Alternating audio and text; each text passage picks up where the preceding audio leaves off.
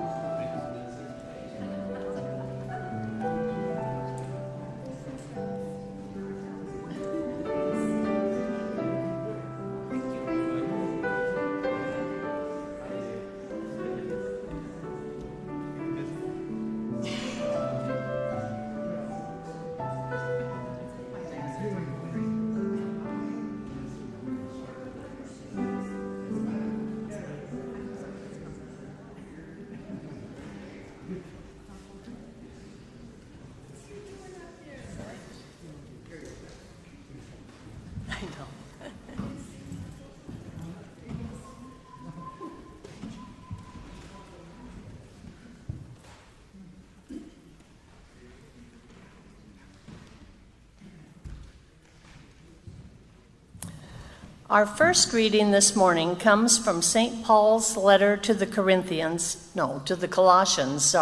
chapter 3. Let all things be offered for the purpose of building each other up. Let the peace of Christ rule in your hearts, since as members of one body you were called to peace.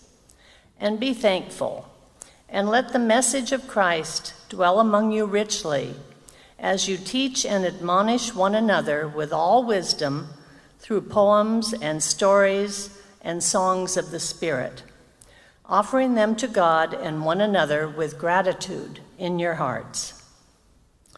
We next hear from the first letter of John, chapter 1. We declare to you what was from the beginning, what we have heard, what we have seen with our eyes, what we have looked at and touched with our hands, concerning the word of life.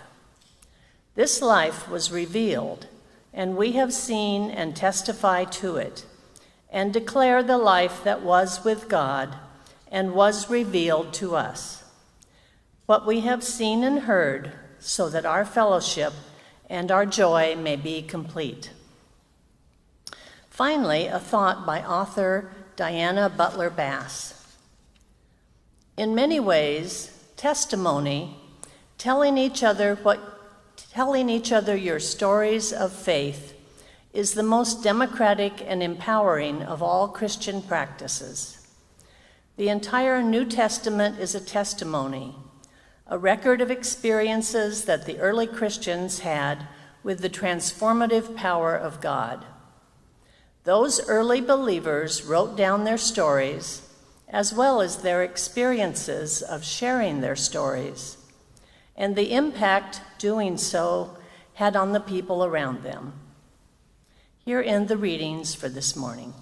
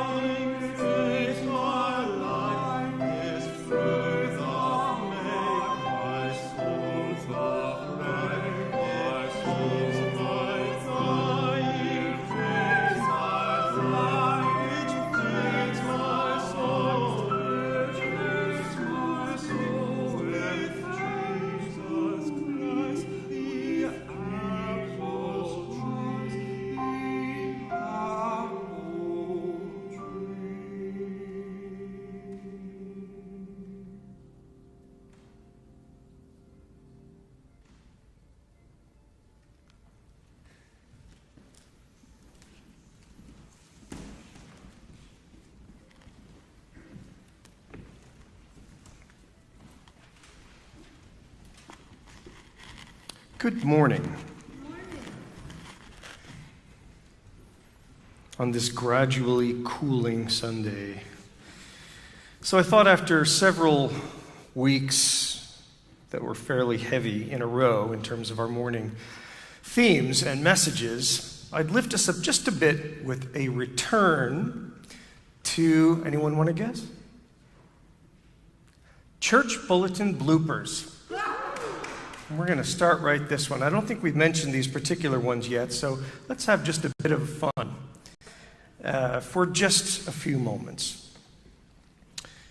Irving Benson and Jessie Carter were married on October 24th in the church.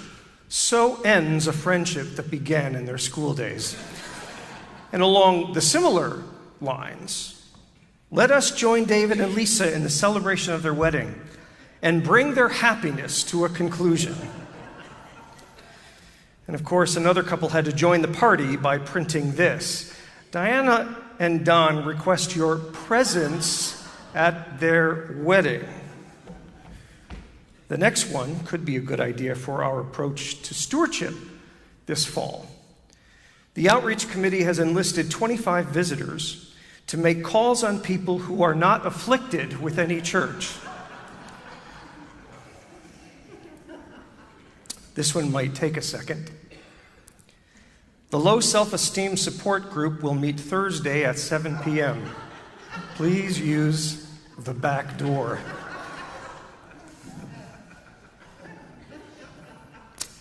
I could hear a few of our leaders saying this one: the 1991 Spring Council Retreat will be hell on October 11th, 10th, and 11th. And finally, my favorite, at least for this morning: remember in prayer the many who are sick of our church. Yes, please do. Please do. So after 9/11, the 25th anniversary of which is fast approaching, those who used public transit began seeing signs everywhere. On the subway, at airports, on buses, as well as hearing recordings on commuter trains that said this: see something, say something. It was obvious that they were trying to get people to talk and to report and hold others accountable for suspicious behavior. And as I saw and heard this over time, because I used to do a lot of commuting from Connecticut down to New York City, I began thinking about, and then subsequently hearing a lot about in other places, the value of verbalizing the important things. Doing something with what we know and have experienced, or kind of putting it colloquially, telling our stories. One of the TV series I used to watch, along with millions of other Americans, was Grey's Anatomy. And in one episode toward the end of the 5th season, the lead character, Meredith, has a gunshot patient who was shot by his own daughter. It was tragic. When watching it at first, the audience has an immediate sympathy for the father and contempt for the little girl, assuming what we think we know had happened. But as the episode unfolds, we come to discover that the gunshot was the girl's attempt to defend her mother against the father's rage and abuse. The mother isn't talking because she's afraid of her husband's reaction, so she lets her daughter take the blame in the emergency room. But the daughter is talking, and she's distraught and filled with guilt for shooting him. But when Meredith learns what really happened, she confronts both parents and says this: I don't care what you're afraid of, and I don't care what this will cost him, the victim, the gunshot victim. You need to change her story. You have to tell the authorities what really happened, because if you don't, she will remember this as the awful thing that she did instead of something done trying to protect you. You have to tell the truth, or it will haunt her for the rest of her life. You have to change her story. One thing that I've come to believe over the years of pastoral ministry is that every church needs to learn how to tell their stories to each other in order to experience a new phase of community growth. Mark Twain said, "Don't tell fish stories where the people know you. In particular, don't tell them where they know the fish." It was kind of a comical way of implying that most of us who tell stories are fudging them a bit, if not a lot, in order to make them more interesting.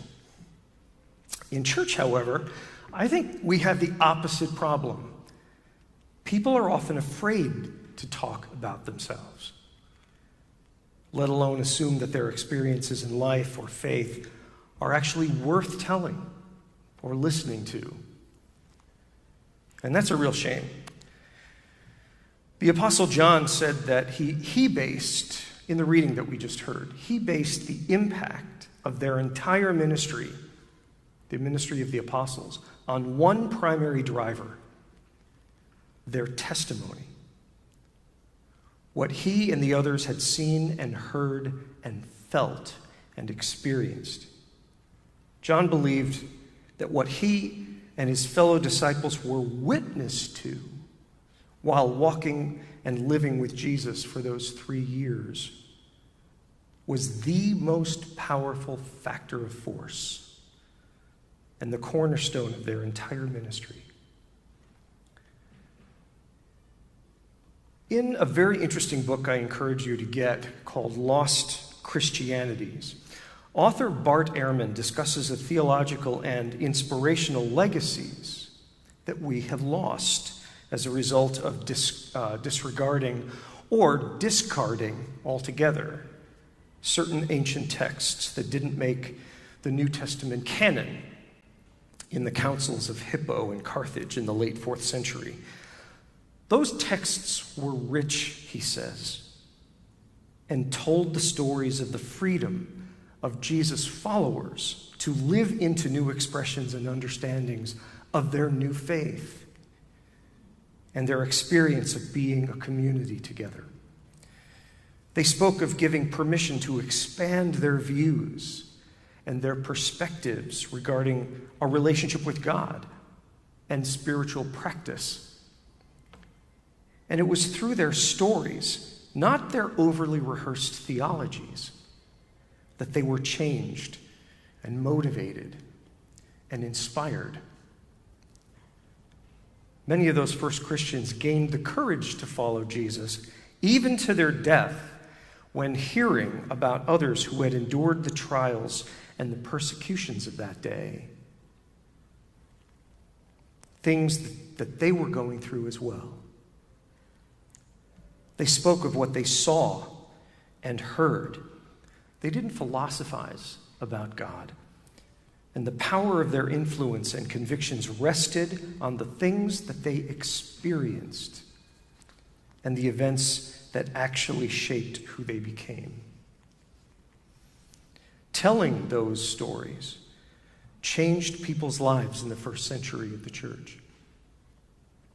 And it grew exponentially during that time. In the tent revival days of the mid-1800s, there was, quote, testimony time. You might have heard of that or even seen it in your own life.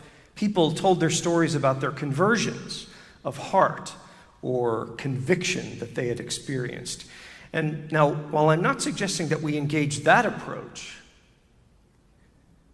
and we do need a new, more modern definition of the word testimony, I am nevertheless suggesting that those people understood how their experience helped others find their faith. It grounded it. Sharing those stories created the bedrock for the religious practice and the faith of others, and held the potential of helping them with whatever it was that they were going through and to understand their own journey in a better, deeper way. There are hundreds of churches across America that still continue this practice, and not all of them are evangelical churches, by the way. Nor are those stories about conversion, but they are about something valuable that those congregations have discovered helps them in their own lives. and it helps connect them with each other. The woman quoted a few moments ago, Diana Butler Bass, gives a whole chapter to this in her book, Christianity for the Rest of Us. She identifies the 21st century adaptation of testimony as one of the markers of mainline churches like ours who are beating the trends of shrinking congregations and thriving instead. She highlights Lillian Daniel, the former pastor of a Congregational church in New Haven, Connecticut, near Yale University, literally right in Yale's backyard. And she's also a colleague of mine when I served churches in Connecticut, who earmarked her ministry there based on the conviction that people's stories and their experiences of faith actually aided others in their own spiritual journeys. She saw that in her own congregation. They made a difference in their lives. People are changed by telling their stories, Lillian says. The practice of testimony gives voice to our diversity, and the Holy Spirit knits us together through the stories of our lives, and we are and continue to be transformed by them together.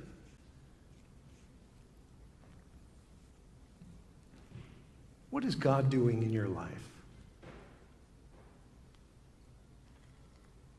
What are the stories of your faith journey? Both joyful and challenging ones. What miraculous encounters or interventions have you seen, big or small? How have you been blessed by family and by our faith community, like Lana shared powerfully last week in her video interview? Or what trials have you endured and learned from that can benefit the rest of us from hearing about them? And whose story that was told to you or that you observed had an impact on your life? Perhaps altering the course that you were taking in some journey in that chapter of your life. If history were taught in the form of stories, it would never be forgotten. Rudyard Kipling said that. In fact, the practice of storytelling has been scientifically proven to do a lot of unexpected things, including increased memory retention, as well as having a greater impact on audience response and action, subsequent action, compared to pure rhetoric or speech giving. Clinical research studies from Stanford University went even further than that, showing that storytelling deeply impacted not only human memory and decision making, but brain chemistry itself. It changed it. And that story narrative boosts retention more than 20 times over merely dispensing raw facts. Why? According to those studies, it's because they trigger empathy due to something called neural coupling, essentially creating connections in your brain between your own history and that of another's, by way of hearing their, want to guess? By hearing their story. That same coupling causes you and I to be 12 times more likely to store the memory of the story itself and recall how it moved us when we heard it. 12 times more than other conveyors of information. And I can go on and on about how other studies I've read about have shown story narrative to create a whole bunch of advantages for not only the listener, but for the storyteller as well, including causing a burst of a chemical in the brain called oxytocin, which raises trust levels between themselves and their audience, even if it's an audience of one, establishing deeper connections, and increasing empathy. All through the telling of a true, meaningful story. So, what tale can you tell that others can be inspired or encouraged or changed or challenged by? Paul said everyone should come with a psalm or a hymn, a song, an exhortation, or a story, so that all can be edified.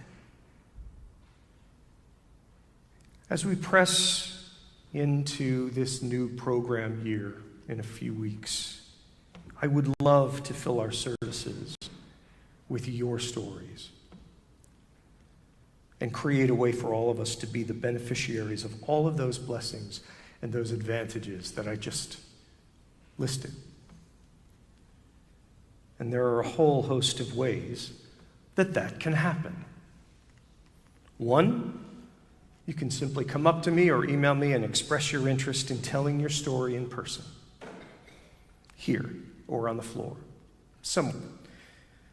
Or telling it on video, like Lana did. Two, you can simply express that interest and I can help you tell the story. You and I could figure out what that looks like. Three, you can write your story down and I can read it to the church during a service. Or four, I could interview you using questions that you and I agree upon ahead of time that help tell the story clearly. And there are other ways to facilitate your storytelling as well. I know most people are afraid to get up and speak in front of others. In fact, there's a bit of a humorous statistic related to that, if you've never heard it. According to research studies done about American phobias, the only thing statistically that we are more afraid of than death is speaking in front of a crowd. And the humorous angle to that being that we would rather attend our own funeral than speak at one. That's kind of a joke among preachers. Anyway, we need to hear your stories. I need to hear your stories. The person sitting next to you may need to hear your story. They may be going through something that you went through that you could speak to that you would have no way of knowing unless you told it and they responded. And it starts with a simple email to me or pulling me aside and starting that proverbial ball rolling. And I'll say, regardless of the method or the medium that we use, we want to hear how you have experienced God or your faith or joy or challenge or this community or some other community that you've been a part of that changed you for the better. And how your faith informed that experience, or in its reverse, how your experience informed your faith. And from time to time, as I have many times, I'll share my own as well. Abdul Kalam said, "We have so many amazing stories, but we refuse to acknowledge them." Don't be one of those people. You have something in you, stories that can benefit all of us, that can lend perspective and encouragement and comfort to those around you. And the things you see and hear from others can change you as well. I'm inviting you to share those stories with me and with us. King David said, "I will tell of your marvelous deeds to the congregation," he said, "of all that you have done for me." See something? Say something. Tell your stories.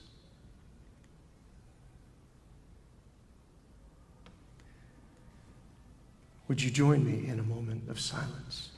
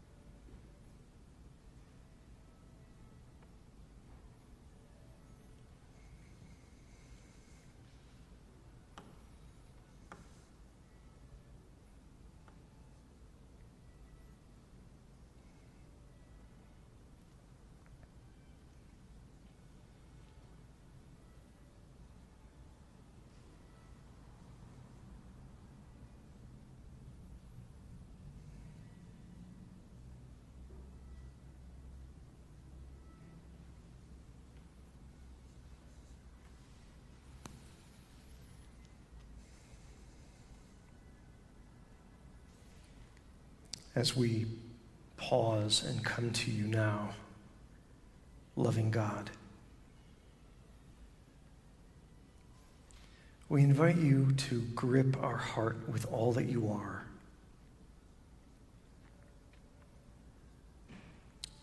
And all that you have done for us.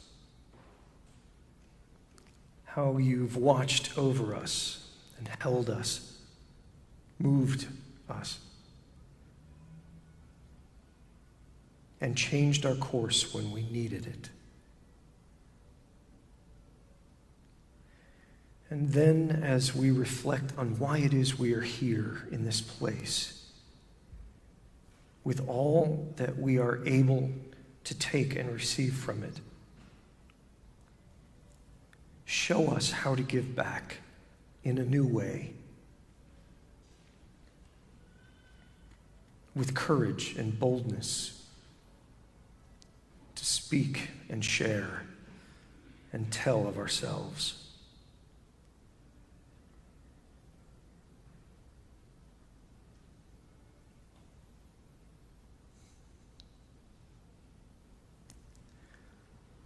We sit in gratitude for all that we have gleaned from others in the course of our life, both in this place and elsewhere.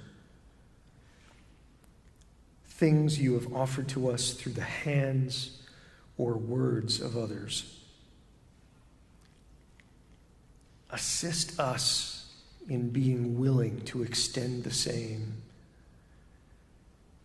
And like Jesus offered as an example, to think of others' needs first, because it's our collective desire to live lives more like His.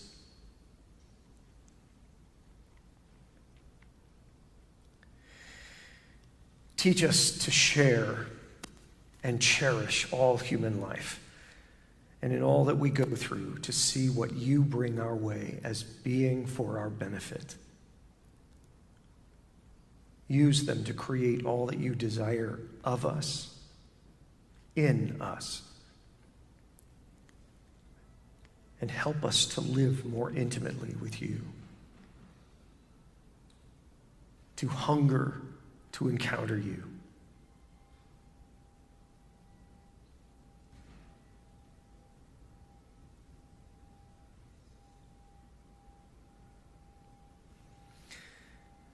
God, we lift up those in our city who do without day by day and week by week. Those caught in the throes and consequences of political injustice. For those in our own spheres of influence that need a touch from you, and for whom that touch of compassion just might be able to come through us.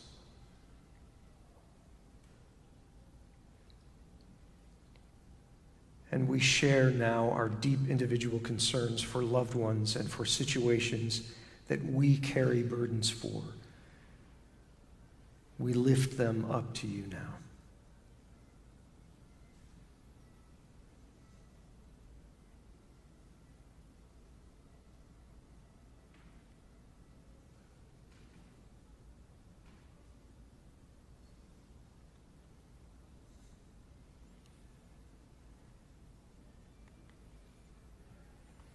In all of these things, we acknowledge your goodness and your breadth of care. And we now offer a prayer collectively. Please pray with me our congregational prayer together.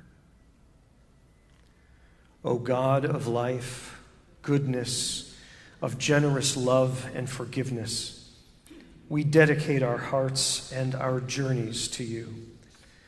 May your goodness be fully in us, making us examples of your compassion and a blessing to everyone we see.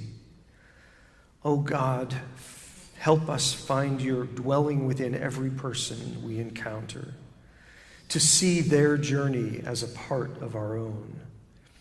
May we learn to respect the evolving nature of all creation and grow to assist in the journeys of others.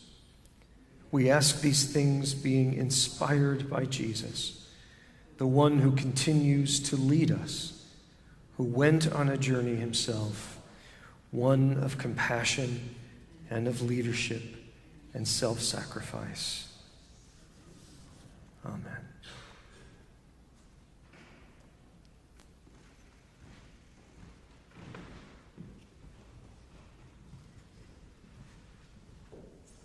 We have a few announcements today. There is a new exhibit in the main gallery in Fellowship Hall entitled The Places I've Lived by artist Camilla Kirpin. As you join us for coffee and refreshments downstairs after service, be sure to cast an eye on the new pieces on the walls. Related to that, there's a new art table which is featured in the rear of the sanctuary, offering visual art with seasonal or thematic offerings. And I guess it's right there, right? By Kathy. Today's is a simple watercolor invitation by Andrea Hyde, part of a display encouraging peaceful contemplation. Look for new art here come the fall. And if you'd like to help plan this display, please contact Lindsay Fulmer. Her email is on our website. There will be no Eve's Circle meeting this month.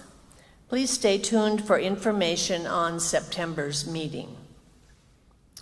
The online class on Christian nationalism offered by the Ecumenical Ministries of Oregon began this past Thursday and was interesting. You can still sign up for its ongoing classes as it will go through September. Registration is on the events page on our website, uccportland.org. And Kathy Hughes also has an announcement for us before Pastor Derek gives another announcement.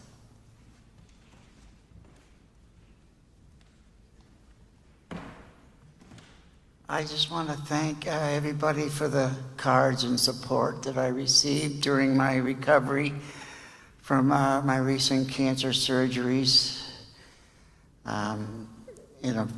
And most importantly, I want to thank you for your prayers.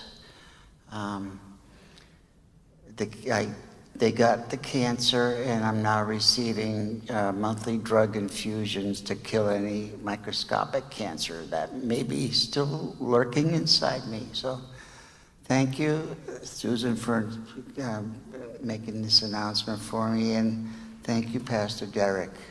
And thank you all very much. I love you. So along a similar line, not as good news, although it depends on how you look at it. I spent some time with the family of Lana Danaher yesterday. She is in the final throes of life, and she has already begun transitioning. So I just invite you, as you are spending time with God in your own prayer life, to continue to lift up the family. And as soon as there is a more significant shift there, we will be notifying the congregation by way of an all-church email. Okay? Do you have any words to share for the offering? Okay.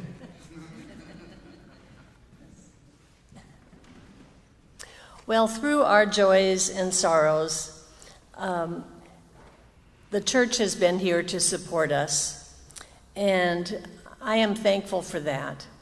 And we are here to support the church. So with that, would the ushers please come forward for our morning offering?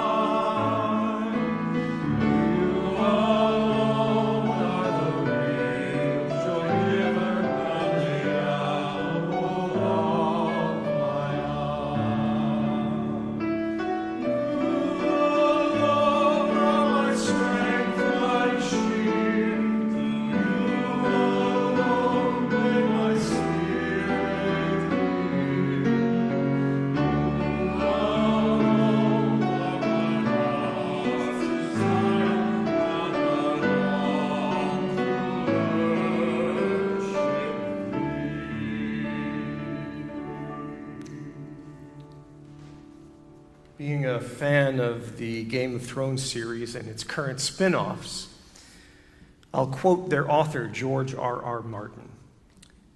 "Nobody is a villain in their own story. We all play the heroes." But I know that's not how all of us see ourselves in reality, especially if telling stories from our life that are difficult to tell. So I'll close with this, a thought by prolific best-selling Hebrew author Yuval Harari. Humans think in stories, and we try to make sense of the world by telling them. May you ponder as you leave this place and go into this next week what story you might have to tell that we might need to hear. Go in peace.